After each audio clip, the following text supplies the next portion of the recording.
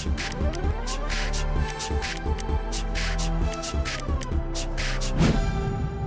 Sahabat Inovasi, jumpa lagi bersama saya Yosifat Trianti dari Badan Litbang Provinsi Sumatera Selatan dalam acara One Day One Innovation. Satu hari, satu inovasi, tiada hari tanpa inovasi. Sahabat inovasi, saat ini inovasi menjadi sebuah keharusan. Dunia terus berubah, maka kita harus adaptif dan inovatif. Untuk menginspirasi, kami hadir dengan para inovator hebat dengan inovasi-inovasinya dalam acara One Day One Innovation. Nah, sahabat inovasi, kembali kita berbincang-bincang tentang inovasi. Nah, tentunya ini menjadi hal yang sangat menarik ya, karena berbagai inovasi tentu saja akan menjadi solusi bagi permasalahan-permasalahan yang ada di lingkungan kita tentunya. Nah, saat ini juga telah hadir dua orang inovator ya, tentunya sangat inovatif, yaitu Karin Susanto dan Regerio Cicianto Ginting dari SMA Xaverius 1 Palembang dengan judul inovasi atau penelitiannya yaitu perkembangan pusat kota kawasan seberang ulu kota Palembang. Nah, seperti apa ini bentuk penelitian atau inovasinya? Langsung saja kita tanyakan sama narasumber kita kali ini. Langsung saja kita sapa. Selamat datang, ini Karin dan Regerio ya? Iya, bisa dipanggil Cio. Oke, baik. Nah, ini sebelum kita jauh membahas bagaimana bentuk penelitiannya, bagaimana nanti inovasinya. Nah, ini terlebih dahulu diceritakan dulu bagaimana ini sampai muncul ide untuk melakukan penelitian ini. Jadi pada awalnya itu memang kami itu ditawarkan oleh wali kelas kami untuk mengikuti lomba penelitian. Oke.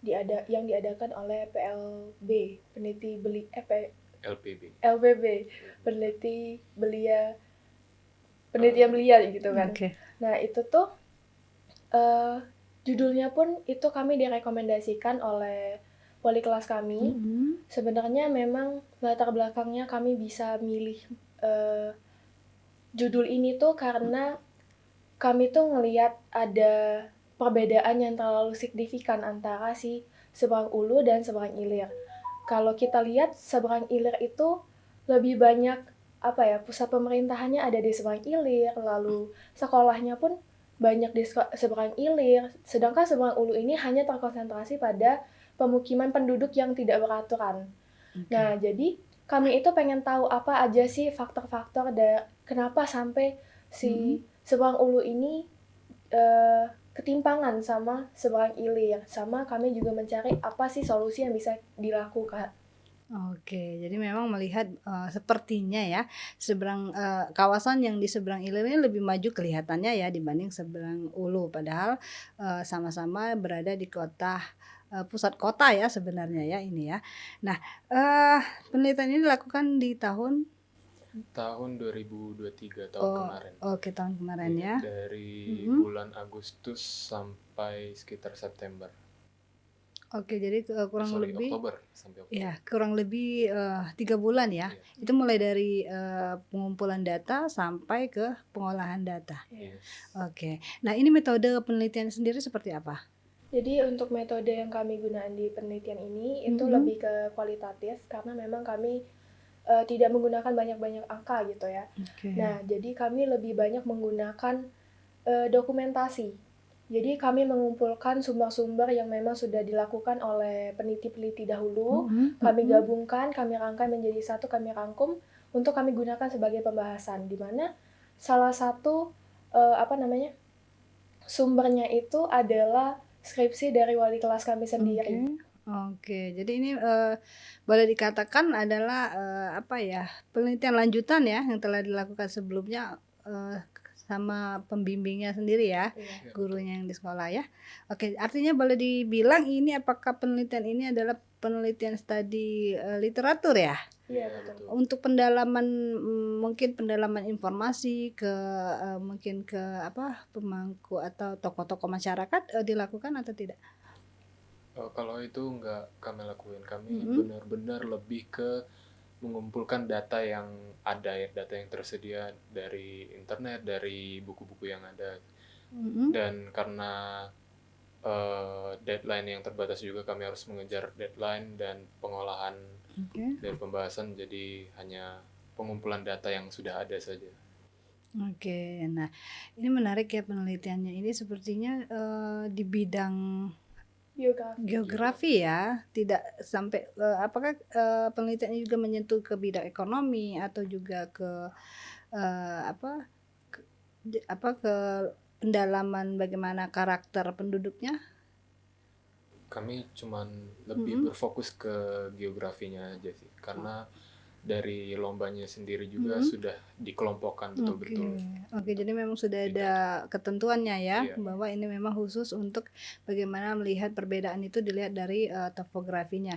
Nah, kalau boleh disampaikan, ini tentu saja kan dalam penelitian kita menggunakan atau variabel atau faktor-faktor yang mempengaruhinya. Nah, ini apa saja yang dipakai? Jadi faktor-faktornya itu lebih ke kami melihat dari segi tanahnya, karena memang kami membahasnya dari segi geografi. Lalu tanah tentunya akan mencakup juga ke airnya. Lalu ada tata bangunannya dan sejarahnya. Oke, jadi ada beberapa faktor yang dilihat untuk melihat bagaimana perbedaan kemajuan boleh dikatakan kemajuan yang dari kawasan hilir ke hulu ya. Nah, kalau sejauh ini dari ketiga faktor itu yang paling dominan yang mempengaruhi yang mana? Yang paling mempengaruhi itu kalau dilihat lebih banyak dipengaruhi oleh tanah. Karena kan tanah di Palembang itu memang karakteristiknya itu rawa. Tapi di seberang ilir ini sudah banyak ditimbun. Jadi masyarakat penduduk Palembang itu merasa kalau tinggal di seberang ilir itu lebih simpel, tinggal bangun aja gitu. Kalau di seberang ulu kan harus ditimbun dulu, harus diapain dulu. Sedangkan kalau kami baca secara arsitektur itu tidak diperbolehkan untuk ditimbun. Jadi otomatis lebih sulit lagi untuk dilakukan gitu. Baik. Nah, kalau sampai sejauh ini apakah menurut ini ya dari Karin dan Cio ya, sejauh ini dari hasil penelitian permasalahan-permasalahan mendasar sebenarnya apa yang untuk khusus yang di seberang Ulu? Jadi faktor-faktor yang mempengaruhi Ulu itu di mata masyarakat Palembang itu tidak tertarik itu kan ada 4. Yang pertama itu dari segi tanahnya, di mana tanahnya itu di Ulu itu tanahnya rawa, terutama kalau dari segi pusat kotanya itu rawa lalu dipengaruhi oleh air Sungai Musi. Jadi banyak unsur hara yang tertarik oleh air Sungai Musi. Lalu kalau sudah membahas tentang tanah pasti kita juga bahas tentang airnya. Airnya pasti dipengaruhi oleh tanah rawanya itu. Jadi tanah rawa itu kan karakteristik airnya itu asam. Jadi tidak bisa dikonsumsi oleh masyarakat setempat. Lalu dari segi tata bangunannya bisa kita lihat kalau di pusat kotanya itu banyak rumah panggung di pesisir Sungai Musi seberang Ulu. Nah, di situ itu mereka kan tanah di situ tidak ada yang punya. Nah, jadi masyarakat Palembang itu dengan seenaknya membangun rumah di situ. Taruh di sini, nanti ada yang ngadep kanan, ada yang ngadep kiri, ada yang ngadep depan, ada yang ngadep belakang. Jadi tidak ada ketata bangunannya gitu, berantakan. Lalu faktor yang keempat itu ada sejarah, di mana pada saat kolonial Belanda itu memang sudah pemerintahan mereka itu memang mereka benar-benar pusatkan di seberang ilir. Sedangkan penduduk itu banyak ditaruh di seberang Ulu. Nah, kalau mungkin bisa dari hasil mungkin kan literatur tidak hanya membahas bagaimana tata geografis, dilihat juga nggak bagaimana regulasinya, apalagi untuk penataan kotanya. Apakah sejauh ini sudah cukup mengakomodir kebutuhan-kebutuhan atau ketentuan-ketentuan dalam tata kotanya? Itu seperti apa? Untuk regulasi berarti menyangkut peraturan ya. Sebetulnya sudah ada peraturan yang membahas terkait tata kota, terutama di Kota Palembang. Namun mungkin kami rasa kurang spesifik atau kurang ketat lah untuk mengatasi permasalahan yang ada di penelitian kami ini. Jadi masih banyak entah itu permukiman atau bangunan-bangunan yang dibangun tapi tidak sesuai yang semestinya. tidak. Nah, ini sangat baik sekali ini penelitian ini tentu saja dengan harapan ya bahwa dengan adanya penelitian ini kita, akan menjadi rekomendasi untuk menjadikan suatu inovasi ya. Nah, ini arahnya adik berdua melakukan penelitian ini apakah akan juga memberikan rekomendasi supaya dihasilkan suatu inovasi, inovasinya yang seperti apa? Oke, untuk inovasi dan solusi juga lah ya. Oke. Kami sendiri dalam pembahasan itu mengadopsi solusi yang sudah diberlakukan sebelumnya. Kalau kita lihat di sungai di dekat Transmart yang awalnya penuh sampah, pinggirannya kumuh lah gitu kan, diberdayakan lagi, revitalisasi ulang menjadi kawasan yang lebih apik lah untuk dipandang. Nah, dari kami sendiri mungkin secara inovasi adalah yang pertama merevitalisasi dulu pemukiman-pemukiman liar tuh, khususnya yang rumah panggung di pinggiran sungai bagian seberang Ulu itu. Kemudian tentu memberikan alternatif juga ke masyarakat, gak mungkin kita gusur tanpa solusi. Seperti rusun dan sejenisnya lah. Dan kita juga memberikan edukasi lebih lanjut ke masyarakat bagaimana bagusnya dalam membangun bangunan, membangun rumah yang proporsional untuk ditempati dan sehat. Dan setelah direvitalisasi, tentunya supaya lebih dilirik oleh masyarakat luas, kita juga membuat kawasan seberang Ulu itu menjadi lebih indah lah, lebih berwarna seperti pinggiran sungai yang saya contohkan tadi. Jadi lebih berwarna, lebih layak dijadikan tempat wisata bahkan. Jadi lebih apik.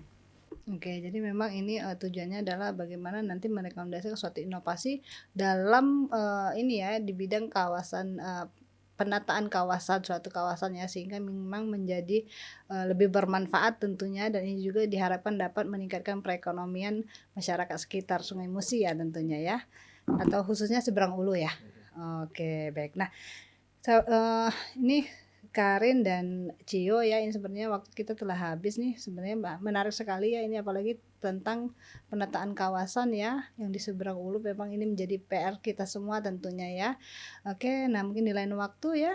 Nah terakhir mungkin ada pesan yang ingin disampaikan kepada tim-tim penelitinya ya, silakan.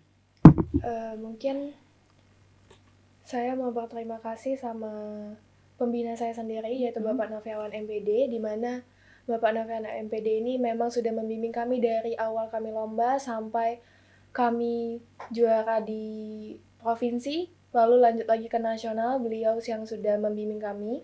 Lalu kami juga mau berterima kasih kepada wali kelas kami, di mana wali kelas kami inilah yang merekomendasikan judul ini, lalu beliau juga yang memberikan kami referensi-referensi yang dapat kami gunakan untuk penelitian ini. Beliau bernama Bapak Binsar Simanjuntak ST.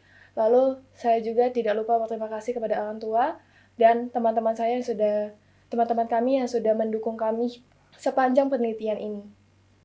Lalu kami juga berterima kasih kepada Bapak Kepala Sekolah kami, Bapak Andres Sudarsana yang telah memberikan kami kesempatan untuk tentunya mewadahi kami untuk melakukan penelitian ini di sekolah, lalu pada jajaran guru dan wakil kepala sekolah juga, dan tentunya kepada Kepala Balitbang dan juga terima kasih banyak karena sudah memberikan kami kesempatan untuk hadir di sini dan membagikan informasi terkait penelitian kami ini. Terima kasih Karin dan Cio atas kehadirannya. Tetap kami tunggu ya untuk kembali berbagi informasi ya seputar penelitian ataupun inovasi-inovasi yang telah dilakukan Karin dan Cio bersama teman-teman tentunya. Oke. Baik, sahabat inovasi. Nah, itu tadi perbincangan kita dengan siswa-siswa inovatif tentunya ya. Semoga ini menjadikan inspirasi bagi sahabat inovasi untuk terus berinovasi, tentu saja dengan jurus 4S kita. Setiap orang adalah inovator, setiap masalah peluang inovasi, setiap solusi harus sinergi, dan setiap inovasi harus konkret hasilnya. Salam inovasi.